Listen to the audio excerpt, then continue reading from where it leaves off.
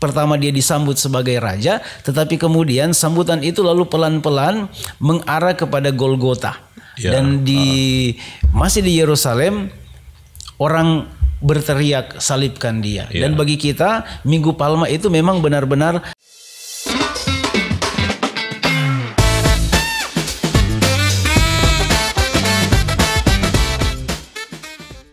Pekan Suci. Oke. Baik, Pastor. Kita langsung saja ke ini ya, Pastor. To the point saja sekarang. Baik. Pastor, kita kan sekarang ada di Minggu Prapaskah pekan kelima. Jadi semua salib-salib ditutup dan semua jenis itu ditutup dan mungkin Pastor sudah jelaskan kali lalu. Nah, sekarang mungkin kita mulai dulu dengan istilahnya. Jadi kita memasuki hari Minggu, kita akan memasuki itu Minggu Prapaskah pekan ke-6. Itu dibilang itu kita mau masuki pekan suci. Apa DP beda, Pastor, antara pekan suci dengan Tri Hari Suci yang ada di dalam itu? Ya. Baik, Pastor. Ya, silakan. Pekan suci itu mulai dengan Minggu Palma. Ya. Jadi sebenarnya kita kurang lazim untuk menyebut Prapaskah ke-6. Yang paling lazim itu Prapaskah ke-5 atau Minggu Sengsara. Nah, Prapaskah ke-6 itu biasa kita lebih lazim menyebutnya Minggu Palma. Ya. Dan Minggu Palma itu menjadi awal dari Pekan Suci. Pekan Suci berarti memang hari-hari suci yang tentunya akan berpuncak pada Tri Hari Suci. Nah, mungkin lebih bagus kalau orang bedakan apa beda bagaimana kita menghitung Pekan Suci dengan Tri Hari Suci. Nah, Pekan Suci itu dimulai dari hari Minggu Palma. Lalu kita hitung saja. Hari Minggu Palma, Senin, Selasa, Rabu, Kamis. Tapi Kamis pagi. Itu yang masuk di dalam Pekan Suci.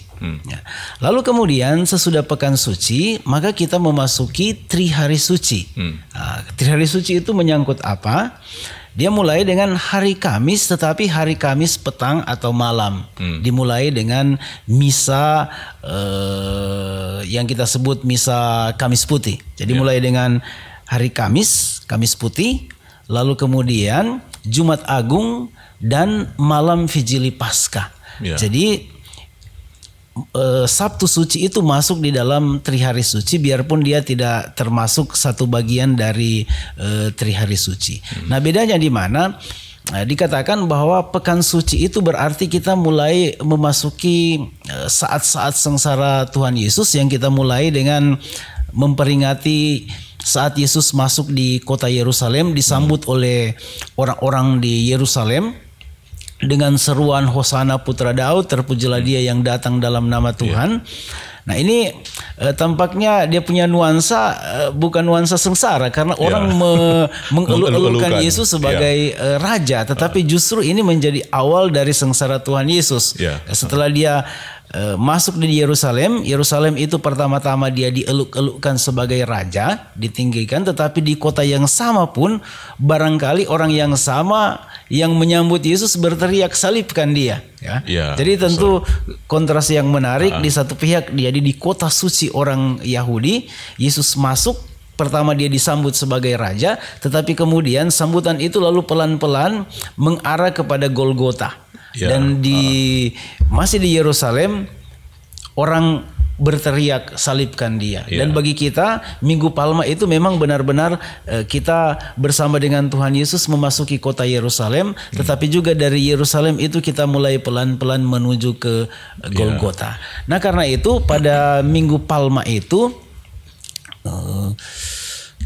Pasio atau Pasio atau apa itu kisah sengsara itu dinyanyikan atau dibawakan untuk menandai bahwa memang ini menjadi pekan sengsara. Nah, ini bedanya. Nah, sekarang untuk Tri Hari Suci lebih intensif lagi. Jadi permenungan kita tentang sengsara Tuhan itu lebih intensif lagi, mulai dengan perjamuan malam terakhir Yesus bersama dengan murid-muridnya. Itu belum kelihatan sengsaranya di situ, tetapi justru itu menjadi pintu masuk bagi Yesus untuk menapaki jalan sengsaranya. Kemudian puncaknya pada Jumat Agung di mana kita sungguh-sungguh memperingati sengsara Tuhan Yesus di kayu salib. Lalu kemudian Nah ini kan kita mau merayakan Paskah.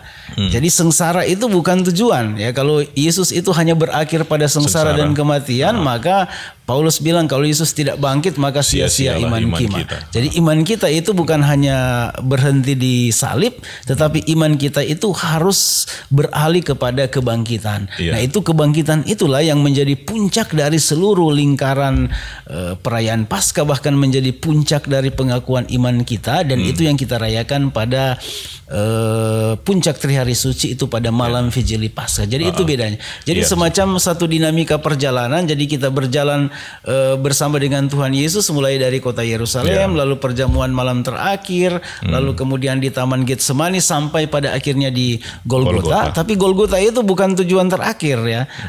Kita harus sampai pada peristiwa kebangkitan. Jadi itu memang dinamika rohani, bukan hanya kita rayakan itu secara liturgis yang tiap tahun dia ulang muncul lagi. Kalau enggak ya apa bedanya dengan yang tahun lalu. Tapi itu satu dinamika atau perjalanan rohani kita bersama dengan Tuhan Yesus. Itu kira-kira. Baik Pastor, di Minggu Palma itu tadi kan mesti Pastor sudah singgung sedikit bahwa ada semacam kontradiksi di secara liturgis ya, bahwa ketika orang mulai dari luar gereja mungkin perarakan atau ini Minggu Palma itu ada daunan dan ini, kemudian setelah masuk di dalam gereja orang langsung disambut dengan liturgi sabda, termasuk juga di dalamnya pasio kisah sengsara. Kadang orang tanya-tanya sih kenapa bukannya itu bagian dari Jumat Agung gitu. Jadi banyak juga umat yang kadang berpikir apa ini kung kisah sengsara di Minggu Palma begitu. Sementara kan di Jumat Agung lain kan Pastor, dia punya kisah sengsara khusus di Injil Yohanes. Kalau di ini tahun apa? Tahun A. Liturgi. Tahun A ya tahun ini. Begitu Pastor.